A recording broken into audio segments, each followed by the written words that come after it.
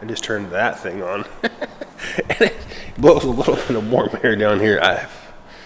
It's been a long year, or long month. Okay, so, but kind of what I was talking about earlier about how I prefer, if I'm going to epoxy over this, I want my metal to be as clean as possible. I mean, there's a little bit of surface rust, obviously, is why we're rust treating this. Like something had like put their hand right here. I actually sanded it down, but I think you saw it like a minute ago. That looks better to have paint, filler, everything sticking to the bare metal. You know, I'm going to put my epoxy down and then have the bare metal. Oh, there goes a heater now. So, like here, I don't know, it looks like maybe a bird pooped on it or something. Either it rusted through or maybe water got on it. But I also seen that there was like some, if you can see that or not, some pitting right here. I wanted to make sure that that was, and then was, you know, rust treated. And then it's like this, just a little bit of surface rust. It was probably middle of summer where somebody's touched it, or right there. And there's a little bit right there. So that was the stuff. And it's been sitting open for a long time. So I went ahead and neutralized the whole thing, and then took a spray bottle with a mist and kind of misted over this, and then wiped it down real quick, and that should be enough to neutralize this. You can see where some of the water's still evaporating. So with that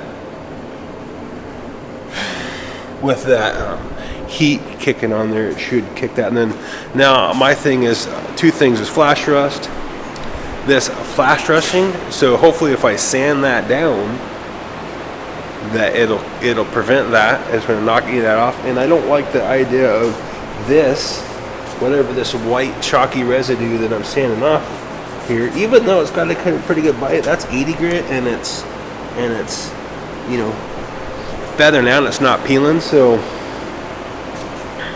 I don't know. On this hood, personally going to feel better.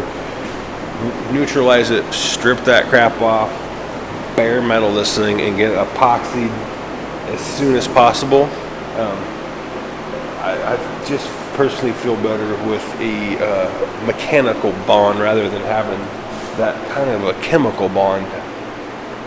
I don't know. We're using a different, and the other thing is I'm going to use a different epoxy than I am the brand of rust treatment. So that's kind of something that's probably iffy. I don't know if that really matters or not, but my personal opinion is I like to get the metal as clean as possible and let that epoxy bite into some 80 grit scratches to make a really strong chemical adhesion. And then we could either primer over the top of that, which is recommended, or we could sand it down if it's more than the 72-hour period, which we will let it set for a couple days because it's going to be cold, probably 2 or 3 days or maybe a week, and then we'll come back and sand the top of that and do all our body work and then put our 2K primer over that. So that's the plan. I'm going to kind of buzz on that for a little while, nothing too exciting. Buzz on these doors and kind of get them prepped to try to get them epoxy this afternoon.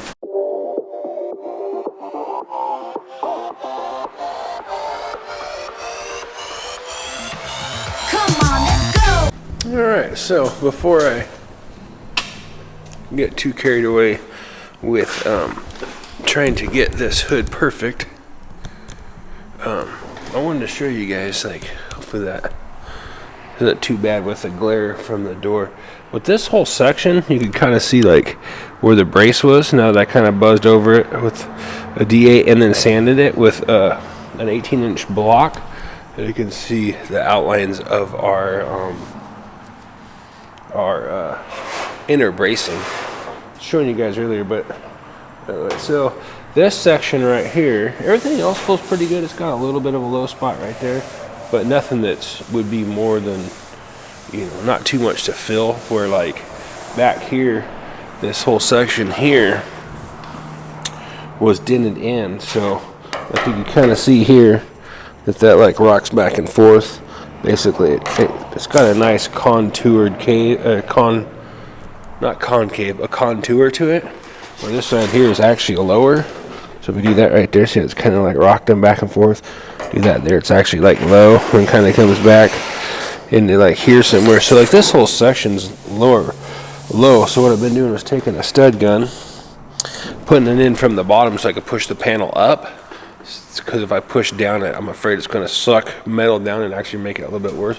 But by pushing this up and making these little heat marks, I'm basically shrinking this metal. It gets hot and expands, and then you cool it a little bit and it pulls the metal in. And then I'm going to do that probably about 50 times right here, and then come back with a hammer and dolly and go dolly on dolly and try to smash these back down to where when I fit, they either perfectly flat or have just a little bit of an arc. We have just a slightest little bit of an arc right there. So that's kind of one of the things I'm trying to work over on this darn hood. Sorry if my light's messed up there with the door being open. And then this here's got to kind of work that over. Everything else is just, it's definitely got a low spot there. Probably should have a slight, see you got a little bit of a high spot right there, right where that brace is, where they're blowing in here. So hopefully I can get in here and kind of work that out. Unfortunately, we're just going to have to get it the best we can and then slap some mud on it. But that's a quick little update what we're doing, and I'm going to keep hammering on this thing. Time to get to stepping out the door, spread those wings, cause we want to see more, do more, be more. Like a real cute, but we feeling hardcore. The journey awaits us while we stay up. So much to gain, all this time I just saved up. Now I'll put my weight, on the go. A worldwide treasure everywhere that I go. I actually did kind of sand on the Bronco grill a little bit. Just kind of went back over it real quick. I was blocking on it last week, and then had a few low spots I needed to touch up. So unfortunately, it means we're going to have to reprimer part of that, but it is what it is. I got the tailgate in there I needed to do. Tailgate blocked out in 150, and then we're going to had to go back over. I think we were talking about that before. It's got kind of a goofy stamp there. What people don't realize is how long it takes to block this stuff out. This isn't too bad because you could slide a big flat block in here, but you start fingering effing this stuff up, you know. You start finger sanding that stuff, and you're trying to block this way without getting a hard line here, block this way without getting a hard line here. So you almost got to kind of use your finger. And then another trick I use quite a bit is I was using over here. Instead of using just a flat piece of sandpaper, and trying to like use a piece of a sanding block this big, I'll use like the edge of this. It's kind of nice because this will stay kind of soft. And you could kind of roll it around a little bit. It's not such a hard, it won't cut such a hard line in there, but you could kind of scratch it and kind of try to sand that the best you can. But you know, you could spend 30 minutes to an hour just trying to block the letters out and get them all looking really nice to where you don't have any big cut lines or scratch lines. So I'm going to just kind of sand inside here a little bit and just kind of rough this in. Then we got to get this ready, and then I'll probably seam seal this in here. Factory had seam sealer there, so I'll try to shove some Scotch-Brite or sandpaper in there so my seam sealer has something to kind of bite to. And then when I go back and re-primer this, I don't think I'll have to do too much in here, but I will have to primer a couple spots where we just didn't get enough filler where our spot welds were. I'm going to spot weld this piece to this, and then obviously in here, that might still be a little low, but kind of just give an update on this. You know, we're going to sand in here, seam seal it. Don't know if I'll get it primered today. It's almost 4. I did get this here. It was kind of a factory stamping. I wanted to kind of knock that out, but everything's time consuming. Anyway, that's kind of where we're at on the Bronco, and hopefully we'll get this thing primered tomorrow. Enjoy the ride like a long vacation. It's the journey, not the destination. Hang up, get up, we bounce it right now. Factory, they had the seam sealer here, and that just kind of makes this look a little smoother and better. And then usually, like I do, I think you've seen me do this before. If you look back on some of my other videos, I usually tape this off so then I can kind of put a little bit more seam sealer here, try to force it down inside here, and then I'll come back and wipe this all loose, and then like a lot of the seam sealer that kind of bulges out will catch that tape, and then I can kind of thin it out real good. And then peel the tape, and I've got just a real thin line, basically about the thickness of the paint. And then I'll come back with like a rubber glove or my lacquer thinner on my finger, and I'll kind of smooth those edges out, just try to get those edges to flow out a little bit, and then I'll primer over the top of that, and that primer will give us our build to where it goes up over that, so then when we sand it, we can kind of get a little bit of a smoother edge. Okay, having a bad hair day, huh? I've had my beanie on all morning. Yeah, places to go, we got things to do, we got plenty to see, so we breezing through. They see how we move, we wanna try it out. It's a budget time, baby, yeah, we having a ball. All right, so we got everything all the bodywork I think pretty well finished up. Got that seam sealed. I need to blow this off, blow everything off, and I'll probably wipe it down real quick with some wax and grease remover just to help pull any of the dust off of it. So it's as clean as I can possibly get it. About 68, 70, so it's a real good temperature.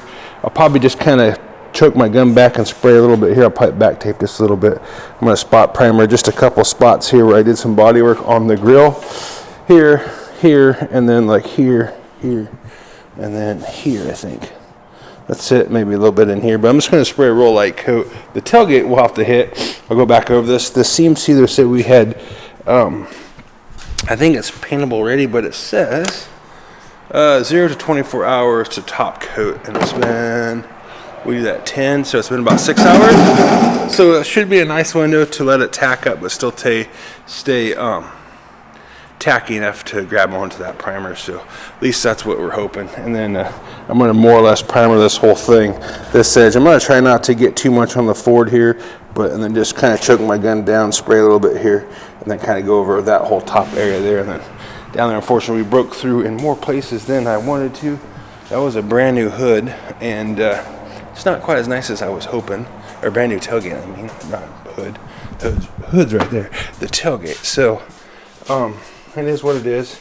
Even though just because stuff's brand new don't mean it's perfectly straight. That is for sure, especially on these old cars. So put that stuff up. We're going to use our U-pull. I've had really good luck with this. I've heard where some people don't like it, but I mean, Tommy Car uses it there. I've used it for 10 plus years and I've never really had any problems with it. As far as it will shrink back, so I finish everything out in at least 150-ish, if not 180, and I haven't really had any problems. It builds nice. And a lot of stuff, like I said, I've had good luck with it. I haven't had it, knock on wood, bite me in the rear. So let me get some primer mixed up, get my mask on, and then we'll clean this stuff while the primer is sitting there. I'm going to let it sit for a few minutes, just let it, it doesn't need an introduction period, but I'm going to give it an introduction period, just kind of let it kick off, because let it start doing its thing before I put it in the gun and actually start spraying it. So I like to do that for whatever reason. And then yeah, everything's looking pretty good. We'll get this stuff primered, and then it's gonna stink. So then I'm gonna get the heck out of here. So let me get some primer on this thing, and yeah, see if we can get some primer on this. Thanksgiving, we got this primer, so it's been sitting about 5 days. Should be nice and hard. Should be good and cured. And then we just kind of lightly coated it. I just had some breakthroughs, so I kind of did the whole thing. Didn't get too carried around in the Ford, because this all looked pretty good. I don't have to sand that too many more times. We did end up seam sealing this edge here in, and then going back over and priming that. And then this black stuff is just our guide coat. I'm using a dry guide coat on that. Basically, that's what I got. I actually kind of switched from the spray can. You know, there's times to use both. This you can kind of get in and not have overspray over everywhere. So like I say, there's kind of a time and place for both of them. This is what we got. So I just kind of rub this all in on our nooks and crannies. That way we know that we got to sand that off. So I'm going to start with probably I'm going to hit it with 320 and see how it sands. I might have to go to like 180, but I think 320, because it's not a real heavy coat, it should be good. Same with the grill. We kind of went back over. I had prepped all this, but I probably should have taped it. I mean, I'm not worried about any of this right here because it's been sanded and scuffed, so it's got a nice mechanical adhesion, but it just means that I'd have to sand that particular spot more than once, which I got to do it anyway, because I think it was 150, so we only got to like 320, 400-ish. So one way or the other, it's not that big a deal. So let me get this thing blocked, see if I can at least finish it up by the end of the day. It's already 3:30. I've been first of the month. I've been running around, paying bills, roughing people up for money, you know, all the typical stuff you do. So I'm gonna stand on this and see if we can't at least get the tailgate finished out for primer, and hopefully by the end of the week we'll get these painted. But right now we gotta get them prepped, so that's the plan, and we'll see if we can get this done.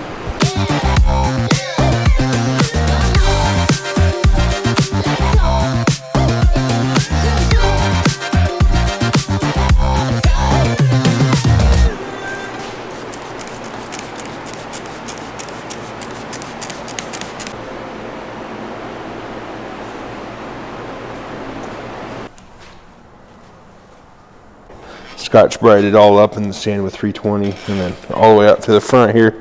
And once again, I'm using my wax and grease remover as just a a tool to use to get my panels wet looking, and then I could look in their reflection to make sure that I like what the panels look like. If I feel something funky, and then and also to check with my eye to see if anything looks funky, and also it resembles like what clear would be, and also it just cleans. It never hurts to clean these things multiple times. So I was kind of worried about this line here. I know these kind of fade out a little bit and roll into this, and then there's kind of a line here, and there's a trim piece that goes in here that we drilled these holes. So I was just kind of double checking this area here, and then right in here I felt something, but I don't know if it was just the difference between the primer and the epoxy. But looking at it from here, I can see little wrinkles in the wax and grease remover, but it looks pretty good. It just kind of gives me one last opportunity to look and to see if this is going to look okay, if it ain't all wrinkly, or there ain't a debit or anything goofy in there. Like I say, it's just a tool to help me try to visualize what I would see the end product would look like.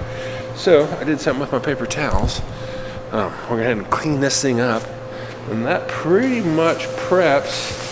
Oh, I need to do the glove box door and the ashtray. That's what it was. I couldn't remember what else we needed to do, but we got the tailgate prepped yesterday. Finished prepping the grill today, and then I'll pull the glove box and the ashtray out and get those sanded down real quick. They should be, those are in 2K primer, so I should just need to kind of buzz over those real quick. Get those painted. I forgot to do them with the dash. Here in the next day or two, we'll get this stuff painted.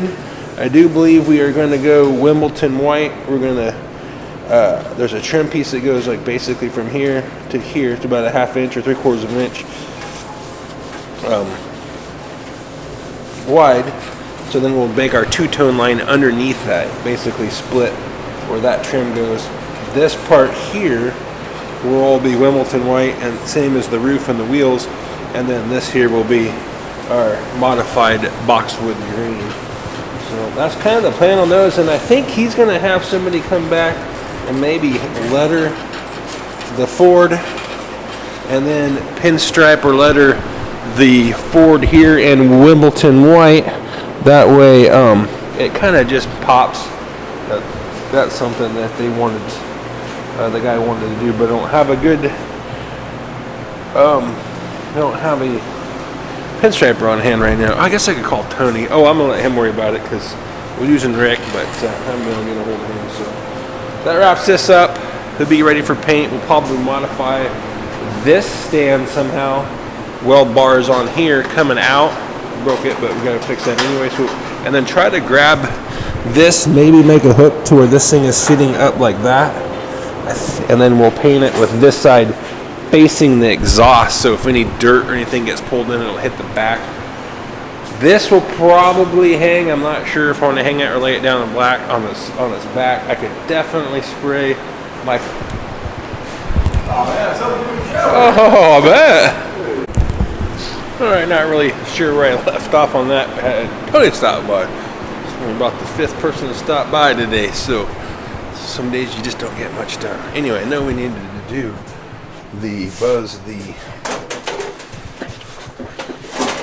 I need to see. I don't know if we're painting these white. I hope not, because I don't think that would look good. He needs to put chrome on there, because I think it's got a chrome bumper. But these two here, and I know I did some body work here, so I'm going to have to be careful on that. Make sure I block it out nice in the glove box, the ashtray.